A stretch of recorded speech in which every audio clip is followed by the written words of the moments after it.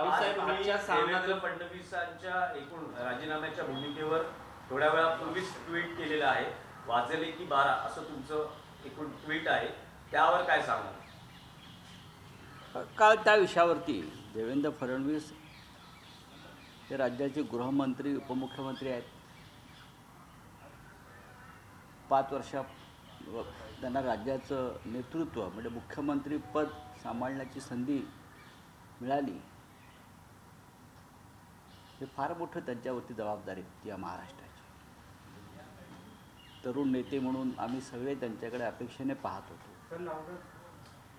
हा नेता महाराष्ट्राचा दिल्लीत जाऊन सुद्धा फार मोठी कामगिरी बजावू शकेल ही आमच्यासारख्या महाराष्ट्र अभिमान्यांची एक भूमिका होती. पण ज्या पद्धतीचं दळभद्री सुडाचं कपटाचं राजकारण पुढल्या काळामध्ये देवेंद्र फडणवीस यांनी केलं, त्याच्यामुळे महाराष्ट्रात जो अमृताचा प्रवाह वाहत होता, सभ्यता संस्कृती यासाठी महाराष्ट्र ओळखला जात होता, राजकीय सभ्यता राजकीय संस्कृती, त्याचा नाश करण्याचं काम देवेंद्र फडणवीस या वृत्तीनं केलं. काल जे मी म्हणालो की पेशवे काळामध्ये आनंदीबाई होत्या, त्यांची लोक आठवण ज्यासाठी काढतात तसे ह्या महाराष्ट्राच्या राजकारणातल्या पुरुष आनंदीबाई आहेत. ही कटुता आमच्या मनात जी आहे त्याला कारण ते स्वतः आहे. महाराष्ट्रात सुडाचं आणि बदल्याचं राजकारण देवेंद्र फडणवीस यांनी सुरू केलं, ते यापूर्वी कधीच नव्हतं. आणि त्याचा बदला या राज्याच्या जनतेने घेतला. लोकसभा निवडणुकीत लोकांना संधी मिळाली आणि लोकांनी देवेंद्र फडणवीस यांना दाखवून दिलं हे तुमचं फडतूस राजकारण, बदल्याचं सुडाचं महाराष्ट्राचं नाश करणारं विनाश करणारं मराठी माणसाच्या स्वाभिमानाला धक्का लावणारं राजकारण या महाराष्ट्रात चालणार आहे. आता त्यांचे चमचे धावतात मागे पुढे, हे सगळे महाराष्ट्राचे शत्रू आहेत. दुर्दैवाने मराठी माणसंच आहेत. अशी माणसं संयुक्त महाराष्ट्र लढ्यातसुद्धा होती महाराष्ट्राला विरोध करणारे, ती या फडणवीसांच्या मागे त्यांची शेपटी हलवत फिरत आहेत. मी अत्यंत कटुतेने बोलतो आहे. या महाराष्ट्रामधले एक पिढी खतम करण्याचं काम त्यांनी केलं राजकारणात. हातातली सत्ता, त्या सत्तेचा वापर त्यांनी चुकीच्या कामासाठी राजकीय कार्यकर्त्यांवर सूड घेण्यासाठी वापरला. न्यायालयामध्ये दबाव आणले, न्यायमूर्तींना घरी बोलवून दम देण्यात आले. योग्य केसेसमध्ये न्यायमूर्तींना घरी बोलवून निरोप पाठवून धमक्या देण्याचं कामसुद्धा देवेंद्र फडणवीस आणि त्यांच्या या टोळीनं केलेलं आहे. पोलिसांचा वापर राजकीय कामासाठी देवेंद्र फडणवीसांनी केला. या सगळ्याचा उद्रेक कुठेतरी होतोच. आज महाराष्ट्राच्या राजकारणातले खलनायक हे देवेंद्र फडणवीस आहे, दुसरं कोणी नाही. लोकांचा जेवढा राग मोदी शहांवर नाही तेवढा राग महाराष्ट्राचा देवेंद्र फडणवीस आहे. विदर्भात काय झालं पहा ना. विदर्भात नितीन गडकरी यांची जागा सोडली. अकोल्याचा निर्णय मी त्यात पकडत नाही. नितीन गडकरी यांची जागा सोडली तर विदर्भामध्ये फडणवीस यांचा भाजपा हा रसा तळाला गेला. त्याला जबाबदार फडणवीस आहेत ना. त्यांनी राजीनामा काय देत आहेत? ते कसला राजीनामा देत आहेत? लोकांनी तुम्हाला घरी पाठवलं आहे. महाराष्ट्रामध्ये ज्या पद्धतीचं जातीचं धर्माचं आणि अशा अनेक सुडाचं राजकारण त्यांनी सुरू केलं आणि एक राज्य चांगलं रसातळाला नेलं. आमच्यावर कारवाया करण्यापेक्षा, लोकांच्या घरात घुसण्यापेक्षा तुमच्या घरात काय चाललं आहे तुम्ही बघायला पाहिजे. कारवाई आम्हालाही करता येतील भविष्यात, हे लक्षात घ्या. एवढे पुरावे आमच्याकडे आहेत. मी सांगतो ना तुम्हाला, माझं पूर्ण कुठे झालं आहे. आमची जी खतखत आहे ती समजून घ्या सगळ्यांची. जाऊन भेटा तुम्ही नवाब मलिक यांना, अनिल देशमुख यांना, इतर अनेक कार्यकर्ते तुरुंगात आहेत. हां, मुंबई महानगरपालिकेत ज्या प्रकारे खोट्या कारवाया त्यांनी करायला लावल्या आणि अनेक चांगले कार्यकर्ते काम करणारे सामाजिक कार्यकर्त्यांना, महापालिका अधिकाऱ्यांना त्रास दिला, छळ केला कुटुंबांचा सगळ्यांचा, हां, ही का राज्य करण्याची पद्धत झाली. म्हणून तुमच्यावर रडण्याची वेळ या राज्यानं आणलेली आहे आणि ही सुरुवात आहे. कालपरांनी पुन्हा येईन, पक्ष फोडून येईन, 2 पक्ष फोडून येईन. जे 2 पक्ष त्यांनी फोडून येईल किंवा फोडले त्या 2 पक्षांनीच तुमच्यावर जाहीरपणे अश्रू ढाळण्याची वेळ आणली मिस्टर फडणवीस, हे विसरू नका. आणि अजून बऱ्याच गोष्टी तुम्हाला पाहायच्या आहेत त्या राज्यामध्ये. अजून विधानसभा यायची आहे, महानगरपालिका यायच्या आहेत. तुम्ही स्वतःला पक्षकार्यात गुंतवून वगैरे घेणार आहात ना, तुम्ही जे कराल ते कराल, पण महाराष्ट्र तुम्हाला, इतिहास महाराष्ट्राचा तुमचं नाव काळ्या कुट्ट अक्षरात लिहिलं जाईल, हे मी आता तुम्हाला अत्यंत परखडपणे सांगतो. तुम्ही या महाराष्ट्राची वाट लावली, महाराष्ट्राच्या स्वाभिमानाची, मराठी माणसाच्या स्वाभिमानाची वाट लावली. हिंदुहृदय सम्राट बाळासाहेब ठाकरे यांची शिवसेना तुम्ही फोडलीत, बरं का. याचा सूड महाराष्ट्र तुमच्यावर घेत राहील, सातत्यानं घेत राहील. राऊतसाहेब, काल एनडीएची बैठक पार पडली आणि ज्यात त्यांनी त्यांचा पक्षात काय झक मारावी, आम्हाला काय पडलं हो.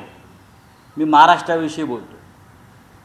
त्यांनी त्यांच्या पक्षात झक मारावी, भांडे घासावे किंवा पालख्या उचलाव्यात किंवा सिंहासनावर बसावं, तो त्यांचा पक्षाचा प्रश्न आहे. पण त्याने ज्या पद्धतीचं या महाराष्ट्रात घाणेरडं दळभद्री राजकारण केलं, लोकसभा निवडणुकीत या राज्याच्या जनतेनं त्याची किंमत त्यांना मोजायला लावली. आणि अजून बऱ्याच गोष्टी घडायच्या आहेत त्या महाराष्ट्रामध्ये. त्यांना काही काळ गुदगुल्या झाल्या, पण त्या अस्वलाच्या गुदगुल्या होत्या. राऊतसाहेब, काल एनडीएच्या बैठकीत नरेंद्र मोदी यांच्या पंतप्रधान पदाचा प्रस्ताव मंजूर झालेला आहे. इतर पक्षांनीही त्यांना सहकार्य करण्याची भूमिका घेतली एनडीएच्या. पण तुम्हाला असं वाटतं का की नरेंद्र मोदी यांना पंतप्रधान आरएसएसचा पाठिंबा आहे? माझ्या माहितीप्रमाणे नरेंद्र मोदी यांचा पंतप्रधान पदाचा मार्ग सरळ नाही. गेल्या 2 निवडणुका 2014-2019 ज्या रुबाबात 56 इंचाची नसलेली छाती पुढे काढून मोदी जात होते, ते चित्र तुम्हाला आज दिसत नाही. मोदींचा चेहरा बघा, मोदींची बॉडी लँग्वेज बघा, मोदींची भाषा पहा. पक्षामध्ये विरोध आहे, ही माझी माहिती आहे. संघाचा विरोध आहे. मुळात नरेंद्र मोदी यांचा पराभव झाला आहे. पराभूत झालेला माणूस प्रधानमंत्री कसा होऊ शकतो? तुमच्या नेतृत्वाखाली भारतीय जनता पक्षानं निवडणूक लढली. तुमच्या नेतृत्वाखाली भारतीय जनता पक्षाचा पराभव झाला. भारतीय जनता पक्षाला बहुमत मिळालं नाही आणि तुम्ही कुबड्यांवर सरकार बनवून विजयाचा जल्लोष करताय. हे काय आहे? त्या देशाच्या जनतेला जे मूर्ख समजता का? जर तुम्हाला खरोखर लोकशाहीची चाळ असेल तर तुम्ही पक्षामध्ये, संसदीय पक्षामध्ये मतदान घ्या आणि मोदी पाहिजेत का विचारा. माझी जी माहिती आहे त्यानुसार मोदींचा मार्ग सरळ नाही. मोदींनी सरकार बनवायचा जबरदस्तीने प्रयत्न केला तरी त्यांचं सरकार हे टिकणार नाही, हे मी तुम्हाला आत्ता खात्रीनं सांगतो. म्हणून ही सगळी राज्यात रडारड सुरू आहे. मोदींना पक्षातच विरोध आहे. मोदींची ती जी दादागिरी होती, ईडी, CBI, इन्कम टॅक्स, बहुमताच्या ताकदीवर मोदी शहांची, यापुढे चालणार नाही. आमच्यासारखे लोक मरायला तयार आहेत देशासाठी आणि लोकशाहीसाठी, असे असंख्य लोक आहेत. राऊतसाहेब, मी यासाठी आरएसएसचं तुम्हाला विचारतो आहे. राऊतसाहेब, आरएसएसचं यासाठी विचारतो आहे, भले त्यांच्या पंतप्रधान पदाचा प्रस्ताव एनडीएच्या बैठकीत मंजूर जरी झाला असला तरी आरएसएसच्या दृष्टीने गडकरी किंवा राजनाथ सिंग असे पर्याय असू शकतात का? जी माझी माहिती आहे, मी दिल्लीत आहे, त्यानुसार संघामधली टॉप लिडरशिप ही पर्यायाच्या चाचपणीच्या संदर्भात काम करताना मला दिसते. कोणाला प्रधानमंत्री करायचं, काय करायचं, हा जरी BJPचा प्रश्न असला तरी राष्ट्रीय स्वयंसेवक संघ ही अशा बाबतीत एक भूमिका बजावते. 2014 आणि 2019च्या पाशवी बहुमतानंतर मोदी आणि शहा यांनी संघालाच आपलं गुलाम करण्याचा प्रयत्न केला. पण आज संघ अशा परिस्थितीमध्ये आहे की ते एखादा निर्णय घेऊ शकतात आणि नरेंद्र मोदींना घरी पाठवू शकतात. आजच्या सामन्यातून तुम्ही नितीश कुमारांना, चंद्राबाबूंना सल्ला दिलेला आहे. तुमच्या कटू अनुभवानंतर हा सल्ला दिला आहे का? नक्कीच. मी कशाला, नितीश कुमार आणि चंद्राबाबू यांनीसुद्धा कटू अनुभव घेतलेले आहेत. 2019 साली अमित शहा यांनी आंध्रमध्ये जाऊन सांगितलं होतं चंद्राबाबूंवरती हल्ला केला होता आणि NDAची दारं चंद्राबाबूसाठी कायमची बंद आहेत असं अमित शहाने जाहीर केलं होतं. इतकंच नव्हे तर चंद्राबाबूंनीसुद्धा, आपण 2019ची त्यांची वक्तव्य पहा, नरेंद्र मोदी हे देशात लोकशाहीची हत्या करत आहेत, या देशामधली संविधान, घटना, अनेक संविधानिक संस्था यांचा गळा घोटण्याचं काम नरेंद्र मोदी करत आहेत, हे वक्तव्य चंद्राबाबू नायडू यांचं आहे. आणि त्यासाठी त्याने भाजपबरोबर संघर्ष केला आहे आंध्रामध्ये किंवा दिल्लीमध्ये, हे आम्हाला माहिती आहे. त्याच्यामुळे मी जे वारंवार सांगतो, हे सरकार टिकणार नाही, हे सरकार टिकू शकणार नाही अनेक मुद्द्यांवर. जर बनवायचा प्रयत्न केला तर. पण आमची अशी भूमिका आहे की आता मोदी आणि त्यांच्या लोकांना ती संधी द्यावी सरकार बनवण्याची. आणि हे अनैतिक सरकार जेव्हा बनेल तेव्हा ते पाडून येण्यामध्ये जी मजा आहे ती आता बनवण्यात नाही. महाराष्ट्रात महाविकास आघाडीला जवळपास 125 जागांवर बळ किंवा आघाडी दिसते आहे. हे सत्य आहे. महाविकास आघाडीला मोठ्या प्रमाणामध्ये यश मिळालेलं आहे. लोकसभेला, विधानसभेला याहून मोठं यश मिळेल. अनेक ठिकाणी ह्या वेळेला सत्तेच्या बळावर आमच्या अनेक जागा पाडण्याचा प्रयत्न झाला किंवा निकाल चोरण्याचा प्रयत्न झाला. विजय चोरण्याचा, जसं अमोल कीर्तीकरांची जागा आहे, अशा अनेक ठिकाणी झालेल्या. विधानसभेला ते होणार नाही. विधानसभेला मी कालही म्हणालो, आम्ही 180 ते 185 जागा सहज जिंकू. रावसाहेब, काल फडणवीसांनी भूमिका जाहीर केल्यानंतर आज ते दिल्लीत येत आहेत. शक्यता आहे की अमित शहा आणि नरेंद्र मोदी यांच्या, बघा, हा त्यांचा प्रश्न आहे. मी माझं मत सांगितलं. भूमिका मांडली आहे, त्यावर चर्चा होऊ शकते. तो त्यांचा प्रश्न आहे. मी माझी भूमिका, माझा संताप, आमच्या सगळ्यांची चीड ही व्यक्त केली. कारण या महाराष्ट्राचं, मी एक महाराष्ट्रप्रेमी, महाराष्ट्र स्वाभिमानी असा राजकीय कार्यकर्ता. पक्षानंतर आधी महाराष्ट्र, बाळासाहेबांची भूमिका आहे. आम्ही त्यांचे सैनिक आहोत. महाराष्ट्राच्या मुळावर कोण येत असेल, तो आमचा असला तरी त्याला माफ करू नका, हे बाळासाहेब, माननीय हिंदू हृदय सम्राटांनी आम्हाला शिकवलेलं आहे. आम्ही त्यांच्या विचारानं पुढे जातो आहे. आणि देवेंद्र फडणवीस यांनी बाळासाहेब ठाकरेंचं नाव घेऊन महाराष्ट्र खतम करण्याचा प्रयत्न केला. महाराष्ट्रातले उद्योग, महाराष्ट्रातला रोजगार गुजरातमध्ये खेचून नेत असताना हेच फडणवीस तोंडाला कुलूप लावून बसले आणि राजकीय विरोधकांवर सुडाच्या कारवाया करण्यामध्ये हे आघाडीवर होते. यांनी अनेकांची घरं उद्ध्वस्त केली, यांनी अनेक कुटुंब उद्ध्वस्त केली, यांनी खोटे पुरावे निर्माण करण्यासाठी पोलिसांना उत्तेजन दिलं. मी परत सांगतो, ह्यांनी सेशन कोर्ट्स, हायकोर्टच्या न्यायमूर्तींना धमक्या देऊन काही निर्णय बदलून घेतले आणि काही निर्णय द्यायला लावले. अशा प्रकारची व्यक्ती या महाराष्ट्राच्या राजकारणात असावी हे दुर्दैव आहे. आणि कोणत्याही पक्षामध्ये अशा प्रकारची व्यक्ती असू नये. पण भारतीय जनता पक्षानं गेल्या काही काळामध्ये संस्कृती निर्माण केली, लोकशाहीच्या आणि संवैधानिक संस्था पूर्णपणे खतम करून आपल्या खिशात टाकण्याची. हे चालणार नाही. ही लढाई मोठी आहे.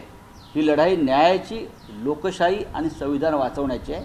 तुम्हाला अशा प्रकारे न्यायालय खिशात घालून, न्यायमूर्तींना धमक्या देऊन, बरं का, आमिष दाखवून किंवा आपल्या विचारांचे लोक न्यायव्यवस्थेत नेमून तुम्हाला राज्य करता येणार नाही.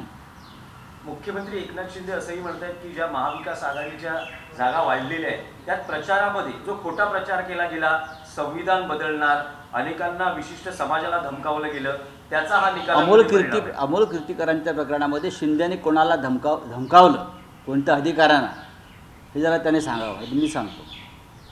अमोल कीर्तीकरांच्या निकालामध्ये शेवटच्या क्षणी एकनाथ शिंदे यांनी कोणाला धमक्या दिल्या आणि कोणाकडून निकाल बदलून घेतला हे त्यांनी सांगावं. मग मी त्यांच्या प्रश्नाचं उत्तर देतो. राव साहब, महाराष्ट्र में अब जो नतीजे आए हैं, कांग्रेस ने भी बहुत अच्छा परफॉर्म किया है. अब आप कुछ महीनों में विधानसभा चुनाव की तैयारी में जाएंगे.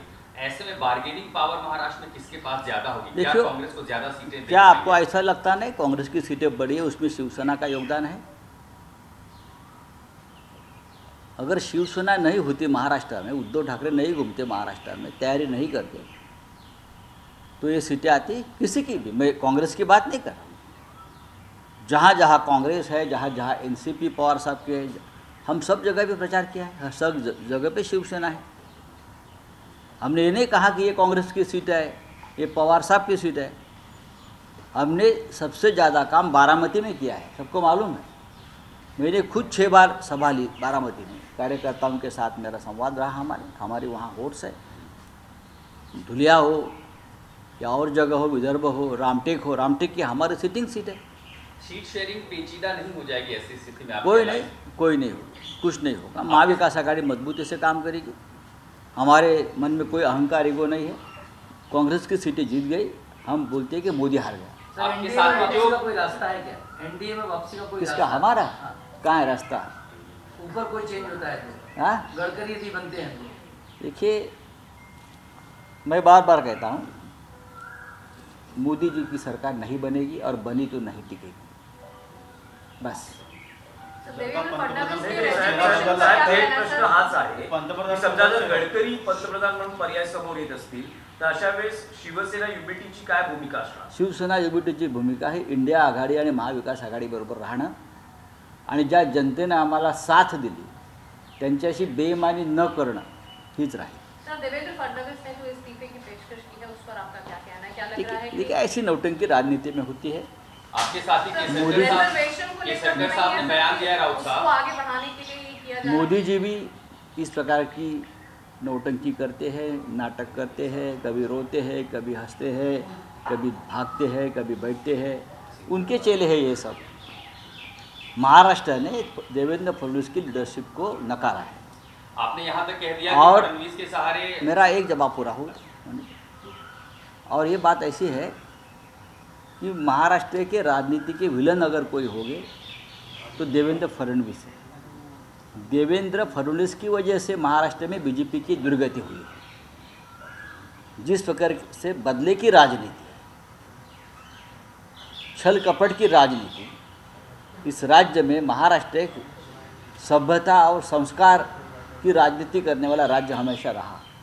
लेकिन उसमें जहर मिलाने का काम अगर किसी ने किया होगा वो देवेंद्र फडणवीस जी ने किया है और उसकी कीमतें चुका रहे हैं. आपने यहाँ तक कहा कि योगी आदित्यनाथ को हटाने की तैयारी है. ये भी है. फडणवीस की उसी से शुरुआत ये भी हुई. है. ऐसा आपको क्यों लगता है? मुझे ऐसा लगता है कि हमारा फीलिंग्स है कि योगी जी को हटाने की कोशिश कुछ लोग कर रहे हैं. हम सभी हमेशा योगी जी को यानी बाबा जी को प्रणाम करके आए हैं.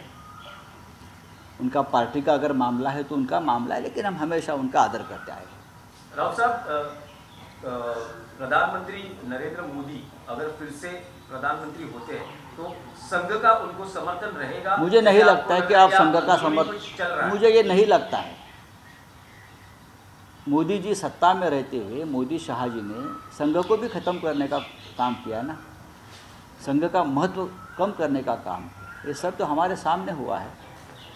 सभी संस्थाएं, चाहे राजनीतिक, संवैधानिक, सभी इंस्टीट्यूट को ख़त्म करने का काम मोदी जी ने किया है. और ये 2019 में सबसे पहले बोलने वाले चंद्रबाबू नायडू थे. चंद्रबाबू नायडू ने ये तक कहा था उस वक्त कि इलेक्शन कमीशन ईवीएम में मैनिपुलेशन करके हमको हराने की कोशिश कर रही है और उसके पीछे मोदी और शाह है. ये चंद्रबाबू जी का आरोप था उस वक्त, और चंद्रबाबू जी उनके साथ है. हमारी उनको शुभकामनाएं. लेकिन ऐसी भी चर्चा है कि संघ की तरफ से गडकरी हो या राजनाथ सिंह, ये विकल्प भी तैयार है। वेट एंड वॉच, मैंने कल भी कहा है, देखते रहिए आगे आगे क्या होता है। आगे बहुत कुछ होने वाला है। उद्धव ठाकरे मैं तो ये नहीं कहूँगा कि पिक्चर अभी बाकी है, सर आप लोगों मैं ने ये कहूँगा कि पिक्चर शुरू हुआ है, एंड बाकी है। आप लोगों ने मन बना लिया है ऑपोजिशन में ही बैठने का, इसका मतलब? नहीं, हमने मन नहीं बना लिया है। जनता ने हमें जो मैंडेट दिया है इस बार, वो अपोजिशन में बैठकर सिर्फ हमले करो या मैच थपथपाओ इसके लिए नहीं दिया है। हमें भी मैंडेट दिया है मोदी जी को हटाने का और सरकार बनाने का, और जब हमें लगता है कि यह अच्छा मौका है तो हम उस बारे में हमारा कदम आगे बढ़ाएंगे। केसरकर जी कह रहे हैं कि आपने हिंदुत्व को पॉलिटिक्स छोड़ दी है, फतवा मिला है जिसकी वजह से शिवसेना जीती है, और अगर किस एजेंडा पर उनका प्रचार होता है तो शिवसेना के लिए कुछ मुश्किलें होंगी। राउत साहब, आपके साथी जो पुराने केसरकर कौन साहब कह रहे हैं, केसरकर? छोड़ दो, छोटा आदमी, नाही, पण राऊत साहेब मनसे छोटा आदमी है।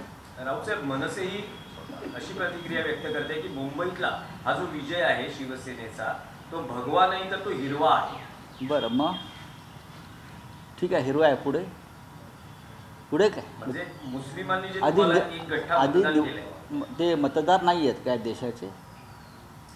तुम्हाला मतदान जेव्हा करत होते सुरुवातीला तेव्हा ते हिरवे नव्हते वाटतं। तुम्ही जेव्हा टोप्या घालून फिरत होतात तुमच्या स्थापनेच्या वेळेला, ते मतदार या देशाचे नाहीत का? आहेत ना। लोकशाही वाचवण्यासाठी, या देशाचं संविधान वाचवण्यासाठी जर या देशातला अधिकृत मतदार आम्हाला मतदान करत असेल, जात धर्म पंथ न पाहता, त्याच्यामध्ये ह्यांच्या पोटात दुखण्याचं कारण काय? यांच्या पोटात दुखतं आहे की त्यांनी प्रचार करूनसुद्धा महायुती जी कोण त्यांची आहे, युती काय म्हणतात ते, बरं का, त्यांचा पराभव झाला आणि आम्ही 30-31 जागा जिंकलो। ह्या वेळेला सगळ्या सुपारीबाज पक्षांची 12 वाजली, दुकानं बंद झाली, सगळ्या सुपाऱ्या व्यवस्थित जनतेनं फोडल्या। त्याच्या वेदनेतून हे सगळे त्यांची वक्तव्य येत आहे, ती येऊ द्या। थँक्यू।